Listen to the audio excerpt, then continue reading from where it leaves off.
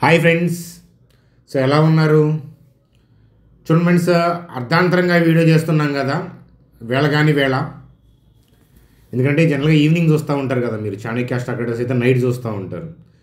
So market రన్నింగ్లోనే చేయడానికి ఉన్న importance ఏంటి అని అంటే మీ అందరికీ తెలుసు, మార్కెట్ యొక్క ట్రెండ్ చేంజ్.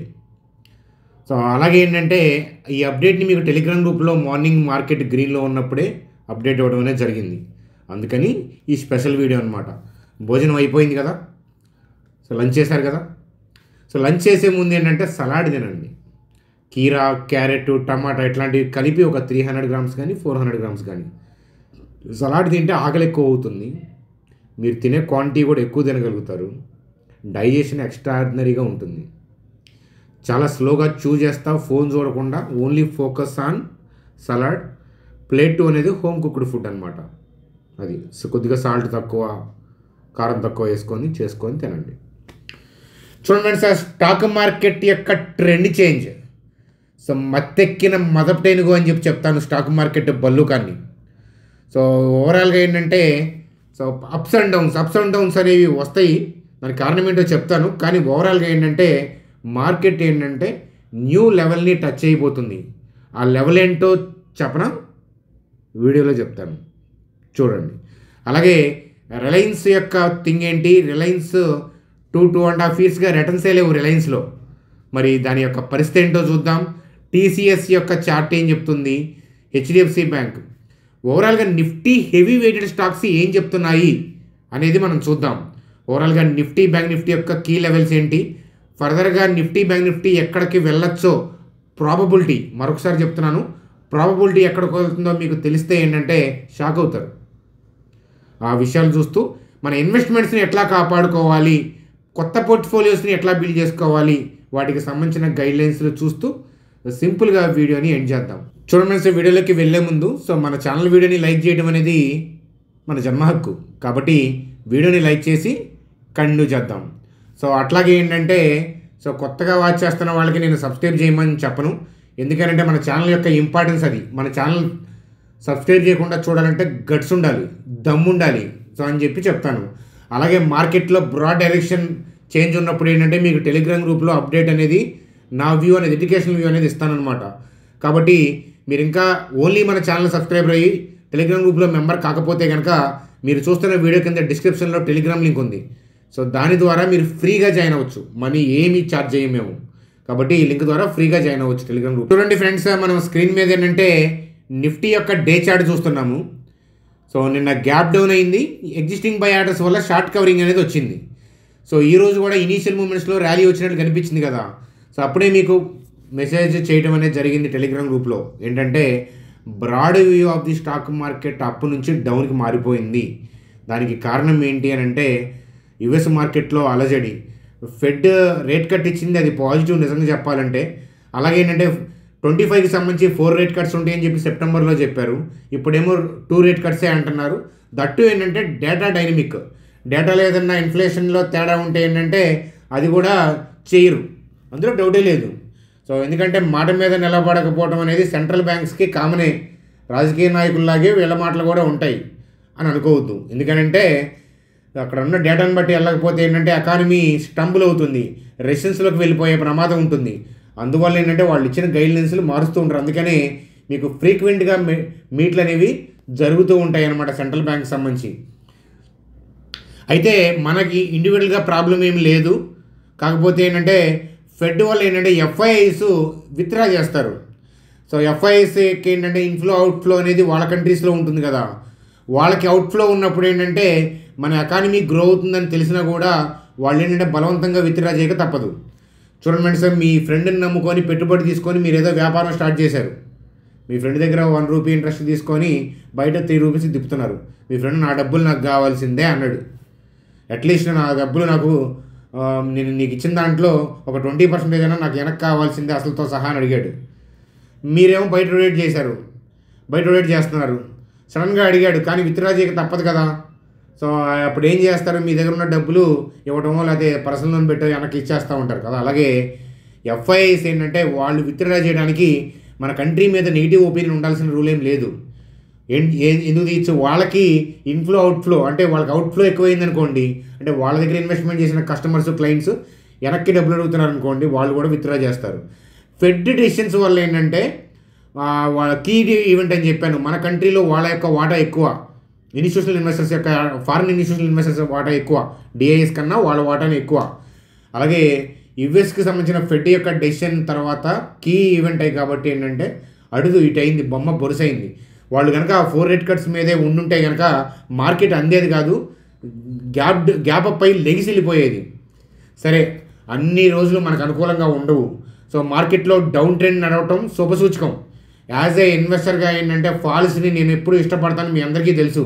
లాస్ట్ 5 ఇయర్స్లో మార్కెట్ ఫాల్ డౌన్లో ఉన్న ప్రతి చోట ఏంటంటే నా హస్తం ఉంది, నా యొక్క వ్యూస్ అనేవి అప్పుడే మనం చెప్తూ ఉంటాం అనమాట.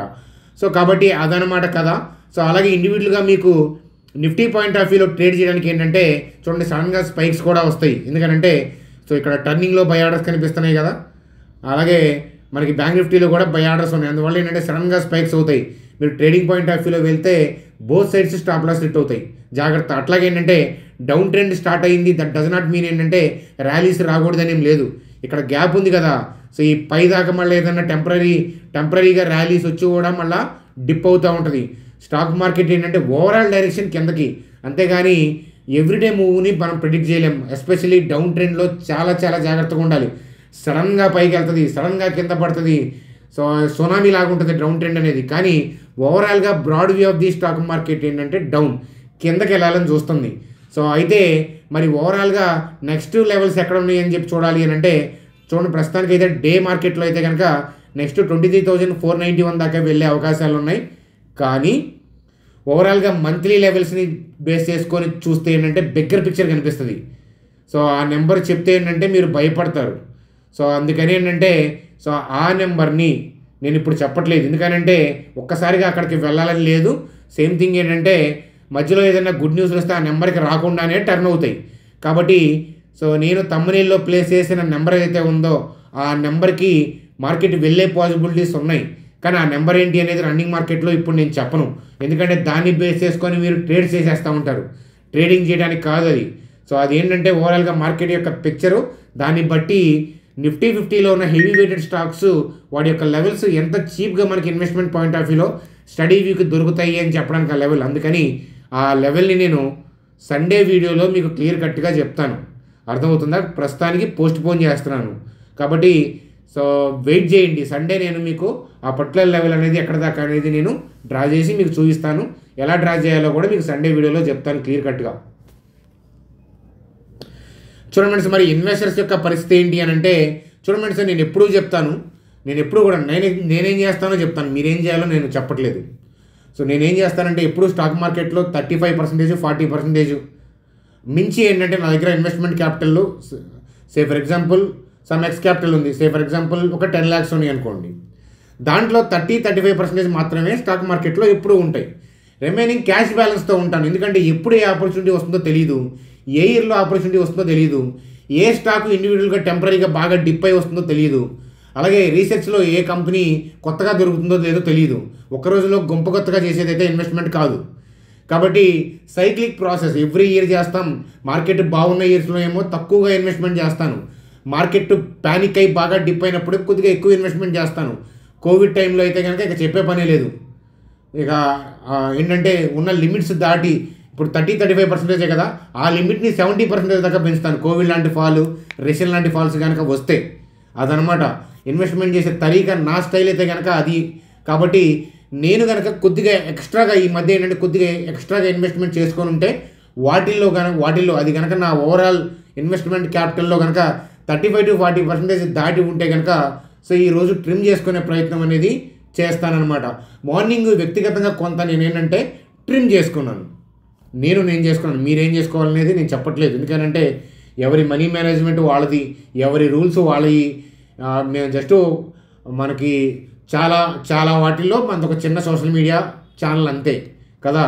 పెద్ద సోషల్ మీడియాలు ఉన్నాయి, హిందీ, ఇంగ్లీషు, అట్లా పెద్ద ఛానల్స్ ఉన్నాయి కదా. మీరు అన్నీ చూసుకోండి, మీ ఇష్టం అనమాట.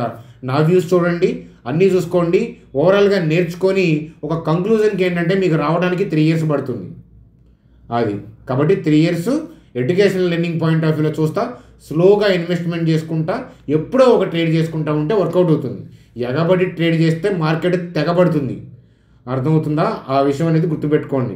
సో ఓవరాల్గా నిఫ్టీ యొక్క అవుట్లైన్ ఏమైంది?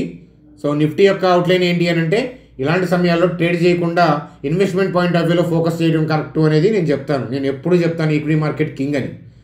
సో నిజంగా నన్ను నమ్మేవాళ్ళు ఉంటే కనుక అది చేయండి. అలాగే కామెంట్స్లో చూస్తుంటాను 2 lakhs పోయినాయి అంటారు. ఒక్క డేలో 2 lakhs పోయినాయి అంటే మీ ఇన్వెస్ట్మెంట్ క్యాపిటల్, మీ ట్రేడింగ్ క్యాపిటల్ 2 crores లేదా మీ మంత్లీ ఇన్కమ్ ఏదైనా 2 crores ఉందా? 2 lakhs అంటే ఏమనుకుంటున్నారు? 2 lakhs అంటే ఎన్ని చేయొచ్చో తెలుసా యాక్టివిటీస్? అర్థమవుతుందా? 2 lakhsతో స్లోగా ఎంత ఇన్వెస్ట్మెంట్ చేసుకోవచ్చో తెలుసా? ఒక్క ట్రేడ్తో 2 lakhs తగలేస్తున్నారంటే మీకు డబ్బులు లెక్క లేకుండా ఉండాలి, లెక్క లేకుండా డబ్బు వస్తుండన్నా ఉండాలి, అంతే కదా అది. కాబట్టి ఎప్పుడు నేను చెప్తాను, ఫస్ట్ మనీ మేనేజ్మెంట్, దాని తర్వాతే స్టాక్ మార్కెట్ ఇన్వెస్ట్మెంట్ అయినా ట్రేడింగ్ అయినా ఫస్ట్ మనీ మేనేజ్మెంట్. అందుకని చూడండి, అకౌంట్ ఓపెన్ చేసి వెళ్ళని వాళ్ళకి, కొత్తగా వచ్చే వాళ్ళకి, వాళ్ళు మార్కెట్లో కొత్త వాళ్ళే ఉంటారని చెప్పి నేను ఫస్ట్ ఏంటంటే మనీ మేనేజ్మెంట్ మీద వెబినార్లు చెప్పే ప్రయత్నం చేస్తాను. నార్మల్ వెబినార్లో కూడా ఇనీషియల్ మూమెంట్స్లో ఏంటంటే మనీ మేనేజ్మెంట్ గురించి చెప్తాను. ఎందుకంటే మనీ మేనేజ్మెంట్ లేకపోతే గుల్ల అవుతారు, అందులో డౌటే లేదు. చూడండి, అలాగే మనీ మేనేజ్మెంట్ ఎట్లా, అలాగే స్టాక్స్ని నేను ఎలా స్టడీ చేసుకుంటాను, సో వాటి పాయింట్ ఆఫ్ వ్యూలో సండే వెబినార్ ఉంటుంది. సో అట్లాగే మీలో ఎవరికైనా డీమ్యాట్ అకౌంట్ లేకపోతే, మీరు బిగినర్స్ అయ్యి స్టాక్ మార్కెట్కి మీకు అకౌంట్ లేకపోతే కనుక మీ ఫ్రెండ్స్కి కానీ, మీకు కానీ, ఫ్యామిలీ మెంబర్స్ కానీ లేకపోతే, మీరు చూస్తున్న వీడియో కింద డిస్క్రిప్షన్లో లింక్ ఇచ్చాను. సో లింక్స్ ఇచ్చాను చూడండి, రెండు కూడా డిస్కౌంటెడ్ బ్రోకర్సే, పర్ ట్రేడ్ 20 rupees మాత్రమే. సో ఇలా లింక్ ఓపెన్ చేసిన తర్వాత మీరు మీ మొబైల్ నెంబర్ ఎంటర్ చేసి కంటిన్యూ క్లిక్ చేయండి, 10 minutesలో అకౌంట్ ఓపెన్ అయిపోతుంది. అర్థమవుతుందా? జస్ట్ మీరు మన లింక్ ఓపెన్ చేసి మొబైల్ నెంబర్ ఎంటర్ చేసి కంటిన్యూ క్లిక్ చేయండి. అలాగే మీరు బిగినర్స్ అయితే ఈ మనీ మేనేజ్మెంట్, క్యాండిల్ స్టిక్స్ అట్లాంటి వెబినార్లు ఏంటంటే నేను చెప్తూ ఉంటాను. అలాగే వాళ్ళు కూడా, ఆ బ్రోకర్లు కూడా ఏంటంటే మీకు కండక్ట్ చేస్తూ ఉంటారు వెబినార్లు. మీకు ఏదైనా టాపిక్ రిక్వైర్మెంట్ ఉంటే చెప్పండి, నేను ఆ స్పెషల్ టాపిక్ అయితే నేను కండక్ట్ చేసేవి ఉంటాయి, అలాగే వాళ్ళు చెప్పేవి కూడా ఉంటాయి, వాళ్ళవి కూడా వినొచ్చు అనమాట, మీరు అటెండ్ అవ్వచ్చు. కాబట్టి మీరు ఏం చేస్తారంటే క్రియేట్ చేసిన ఐడిని మా టీం నెంబర్కి వాట్సాప్ చేయండి. ఐడి క్రియేట్ అవుతుంది కదా, వాట్సాప్ చేయండి, మిమ్మల్ని గ్రూప్లో యాడ్ చేయడం అనేది జరుగుతుంది. ఆ అప్డేట్స్ అన్నీ వస్తుంటాయి మీకు. చూడండి మనసు, అలాగే బ్యాంక్ నిఫ్టీ పాయింట్ ఆఫ్ వ్యూలో సో ఇక్కడ బై ఆర్డర్స్ ఉన్నాయి కాబట్టి టెంపరీ బౌన్స్ వస్తుందని అనుకున్నాం, నిన్న వచ్చింది. సో అలాగే మీకు మార్నింగ్ చెప్పాను. సో ఏంటంటే మనకి షార్ట్ కవరింగ్ కాకుండా ఫ్రెష్ బయింగ్ అయితే ఇవాళ కూడా మంచి దమ్ముగా చూపించేది, అలా లేదు కదా. అలాగే యూఎస్ మార్కెట్లో డిప్పు, అలాగే ఎఫ్ఐఐస్ యొక్క ఫెడ్ ఈవెంట్ చాలా ఇంపార్టెంట్, ఎందుకంటే ఎఫ్ఐఐ యొక్క అవుట్ఫ్లో ఉంటుంది ఫెడ్ ఈవెంట్ వల్ల. అందువల్ల ఏంటంటే అలాగే హిట్టింగ్ కూడా మీకు మన చార్ట్లో క్లియర్ కట్గా మీకు చూస్తుంటే అర్థమయ్యే ఉంటుంది. సో షార్ట్స్ కవర్ చేస్తా తెగ్గొడుతున్నారు. సో ఈ టర్నింగ్లో కాస్త ఆగుతాయి, కానీ ఓవరాల్గా ఏంటంటే బ్యాంక్ నిఫ్టీ కూడా మీరు మంత్లీ టైం ఫ్రేమ్ వర్క్ చూస్తే కనుక కొంచెం గట్టి నెంబర్ దాకా వెళ్ళే పాజిబిలిటీస్ ఉన్నాయి. వింటున్నారా జాగ్రత్తగా? వెళ్ళే పాజిబిలిటీస్ ఉన్నాయి. మధ్యలో ఏదన్నా గుడ్ న్యూస్లు వస్తే మార్కెట్ టర్న్ అవుతుంది, కాబట్టి అందుకనే నేను నెంబర్ చెప్పట్లేదు. పాజిబిలిటీస్ అని విని సబ్స్క్రైబ్ చేసి నిదానంగా మన ఛానల్ చూసే వాళ్ళకి సాటర్డేనో, సండేనో, మండేనో చెప్తాను ఆ నెంబర్స్ ఏంటి అనేది. సో ఏదో చుట్టం చూపుగా వచ్చే వాళ్ళకి ఏంటంటే మనం అనవసరంగా వాళ్ళకి చెప్పడం, వాళ్ళు ఏదో నీ వల్ల ఇలా అయింది, ఆ లెవెల్ అయిందని చెప్పి అనుకోవచ్చు కదా, అలా చేయకూడదు అనమాట. కాబట్టి నిదానమే ప్రధానం. కాబట్టి ఆ లెవెల్ కోసం వెయిట్ చేయండి, నేను కమింగ్ వీడియోస్లో అప్డేట్ ఇస్తాను. అలాగే రిలయన్స్ పాయింట్ ఆఫ్ వ్యూలో 2.5 yearsగా రిటర్న్స్ ఏమి ఇవ్వలేదు. రిలయన్స్ అనే పాయింట్ ఆఫ్ వ్యూలో ఉంది, కానీ అది నెగిటివ్ కాదు. నిజంగా ఇన్వెస్టర్ అయితే కనుక అది పాజిటివ్. ఎవ్రీ 3 yearsకి డబుల్ అయ్యే స్టాక్ ఏంటది యావరేజ్గా రిలయన్స్. కాబట్టి ఈ 2.5 yearsలో మనకి రిటర్న్స్ ఇవ్వలేదు అని అంటే కమింగ్ ఇవ్వబోతుందా లేదా, వాళ్ళ బిజినెస్ గ్రో అవుతుందా లేదా అది చూడండి, అర్థమవుతుందా? సో అలాగే రిలయన్స్ యొక్క నెక్స్ట్ లెవెల్ ఏమో అంటే ఇన్వెస్ట్మెంట్ స్టడీ పాయింట్ ఆఫ్ వ్యూలో ఇంకా డీపర్ లెవెల్ కనిపిస్తున్నాయి. కానీ రిలయన్స్ లాంటి స్టాకు మనం చెప్పే కింద లెవెల్ దాకా రావచ్చు, రాకపోవచ్చు, అంతే కదా. మధ్యలో ఎవరైనా ఫ్రెష్గా బై చేసి గ్లోబల్గా థింగ్స్ మారితే ఎఫ్ఐ కానీ లేకపోతే డి అయినా హెవీగా బై చేస్తే మనం అనుకున్న లెవెల్కి రాకుండానే టర్న్ అవ్వచ్చు. కానీ ఆ టర్నింగ్ని ఏంటంటే రన్నింగ్లో కనిపెట్టాలి, లేదా ఆ లెవెల్ కోసం వెయిట్ చేయాలి. ఈ లెవెల్ కోసం వెయిట్ చేస్తే రాకుండా కూడా వెళ్ళొచ్చు అనమాట. కాబట్టి నెక్స్ట్ కీ లెవెల్స్గా ఏంటంటే ఈ లెవెల్ కనిపిస్తుంది 1086, 1035 అనమాట. ఆల్రెడీ నాకు ఇన్వెస్ట్మెంట్ పాయింట్ ఆఫ్ వ్యూలో, స్టడీ వ్యూ పాయింట్ ఆఫ్ వ్యూలో రిలయన్స్ స్టడీ చేసుకున్నాను చాలాసార్లు. నేను నెక్స్ట్ లెవెల్, నేను రిలయన్స్ వెయిట్ చేస్తున్న లెవెల్ అయితే కనుక 1086, 1035 అంటాను. ఇన్వెస్ట్మెంట్ వేరు, ట్రేడింగ్ వేరు. ట్రేడింగ్ ఫటాఫట్ చేసేది, ఇన్వెస్ట్మెంట్ అట్లా కాదు కదా. ఇన్వెస్ట్మెంట్ మనం చేసుకున్నామంటే బిజినెస్ ట్రాక్ చేసుకుంటూ ఉంటాం. ప్రైస్తో మనకు సంబంధం లేదు, పడుతుంటుంది పెరుగుతూ ఉంటుంది, దాంతో మనకు సంబంధం లేదు. బిజినెస్ స్టడీగా ఉంటే చాలు. కాబట్టి మరలా దొరికే అవకాశాలు కష్టం. కాబట్టి స్టడీ వ్యూ మన ఈ లెవెల్స్ బాగా డిప్ అయితే అదృష్టవంతులుగా నేను భావిస్తాను. అలాగే టీసీఎస్ పాయింట్ ఆఫ్ వ్యూలో, సో టీసీఎస్ పాయింట్ ఆఫ్ వ్యూలో ఎస్టర్డే మీకు లెవెల్ చెప్పాను. సో షార్ట్స్ కవర్ చేసి మళ్ళీ వాళ్ళు ఏంటంటే సెల్ ఆఫ్ చేస్తూ ఉన్నారని. కాబట్టి మీకు షార్ట్స్ కవర్ చేస్తా ర్యాలీ వచ్చి ఉంటుంది మార్నింగ్, దాని తర్వాత హైయర్ లెవెల్ నుంచి సెల్ ఆఫ్ చేసుకుంటూ వెళ్తున్నారు.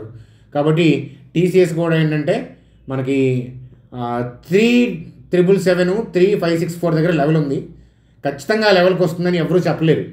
కానీ మంత్లీ టైం ఫ్రేమ్వర్క్లో నాకు నెక్స్ట్ కనిపిస్తున్న లెవెల్ అది. కాబట్టి ఈ లెవెల్ కోసం వెయిట్ చేస్తాను నేనని చెప్తాను. రాకపోతే ఇంకొక స్టాక్ పాయింట్ ఆఫ్ వ్యూలో స్టడీ చేస్తాను. అలా ఏంటంటే రేడార్లో మంచి క్వాలిటీ స్టాక్స్ లెవెల్స్ అనేవి నేను చూసుకుంటూ ఉంటాను. మనం వెబినార్ జరుగుతున్నప్పుడు కూడా ఈ లెవెల్స్ అనేవి చూస్తూ ఉన్నాం. అర్థమవుతుందా? మనం డిస్కస్ చేసుకుంటూ ఎడ్యుకేషన్గా నేర్చుకుందాం. చూడండి, మనకి హెచ్డిఎఫ్సి బ్యాంకు రీసెంట్గా ఏంటంటే డౌన్ ట్రెండ్లో ఇది పెద్దగా పార్టిసిపేట్ చేయకుండా HDFC bank, ICICI bank rally వచ్చాయి. సో షార్ట్స్ కవర్ జరుగుతున్నాయి అంతే, ఫ్రెష్ సెల్లింగ్ కూడా జరుగుతుంది. కాబట్టి కమింగ్ డేస్లో ఏంటంటే మనకి ఇక్కడ బై ఆర్డర్స్ కనిపిస్తున్నాయి. మీరు ట్రేడింగ్కి వెళ్ళొద్దు. ఇన్వెస్ట్మెంట్ పాయింట్ ఆఫ్ వ్యూలో, స్టడీ వ్యూ పాయింట్ ఆఫ్ వ్యూలో మనకి హెచ్డిఎఫ్సి బ్యాంకు చూద్దాం. ఒక నెంబర్ ఉంది 1530, అలాగే ఏంటంటే 1585. అర్థమవుతుందా? ఈ లెవెల్కి వస్తుందా లేదో చెప్పలేము, అంతే కదా. ఇండివిజువల్గా స్టాక్లో దమ్ముంటే ఏంటంటే ఆ లెవెల్కి రాకుండా కూడా వెళ్ళచ్చు. నిఫ్టీ పడుతుంది కాబట్టి ఏమన్నా దొరుకుతుందేమో, దొరకపోతే ఇది కాదు ఇంకొకటి. Study point of view investment చూడండి ఫ్రెండ్స్. అలాగే సో ఈటీఎఫ్ పాయింట్ ఆఫ్ వ్యూలో స్టడీ కూడా ఏంటంటే బల్క్లో చేసుకునే వాళ్ళు లోయర్ లెవెల్కి వెళ్తే బ్యాంక్ నిఫ్టీ టర్న్ అయ్యేటప్పుడు కానీ లేదా కీ లెవెల్స్లో ఉన్నప్పుడు కానీ బల్క్లో చేసుకుందాం అనుకునే వాళ్ళు కూడా ఒకసారి స్టడీ చూడొచ్చు అనమాట. అది కమింగ్ వీడియోస్లో వీటన్నిటి గురించి మాట్లాడతాను. మార్కెట్ పడతా ఉంటే కనుక రెచ్చిపోయేది ఎవరు అని అంటే చాణక్య స్టార్టర్స్ సబ్స్క్రైబర్స్. ఎందుకంటే మనం రక్తపింజలం, క్రోకోడైల్స్. మీరు చూడండి, మార్కెట్ ర్యాలీలో మీరు ఎక్కడ చూసినా కూడా మెజారిటీ ఏంటంటే న్యూస్ ఛానల్స్ అంటే మార్కెట్ ర్యాలీలో ఉత్సాహంగా మంచి స్టాక్స్ గురించి డిస్కషన్ జరుగుతూ ఉంటాయి. కానీ మీరు లాస్ట్ 5 years నుంచి చూడండి, సబ్స్క్రైబర్స్ ఉన్నారు, వెళ్ళారు, వస్తున్నారు, పోతున్నారు, గ్రో అవుతున్నాం లేదు, అదేమీ కాదు. మార్కెట్ డిప్ అయినప్పుడే ఐఎమ్ అగ్రెసివ్, బాగా డీపర్ అయితే కనుక ఇంకా much more aggressive, market rally అయితే కనుక స్తబ్దుగా ఉంటాను. మీకు తెలిసే ఉంటుంది కదా అది. ఎందుకనంటే మనకి కరెక్షన్లో పట్టుకున్నప్పుడు స్టాక్స్ వాటి యొక్క ఫ్రూట్స్ ఏంటంటే చాలా బాగుంటాయి. అర్థమవుతుందా? పండి నేల రాలిన కాయ ఉంటుంది చూసారా? మీరు ఎప్పుడైనా నేరేడు చెట్టు దగ్గరికి వెళ్ళారా? పండి నేలకు తగిలి దెబ్బ రెడ్గా బయటకు వస్తూ ఉంటుంది, తెలుసు కదా, దెబ్బ తగిలింది. ఆ కాయ ఉన్న టేస్ట్ మీకు చెట్టు మీద ఎంత నిగనిగలాడే కాయ అయినా, బండి మీద ఎంత నిగనిగలాడే కాయ అయినా రాదు. నేరేడు పడిన నేల రాయిన కాయ ఉన్న టేస్ట్ రాదు.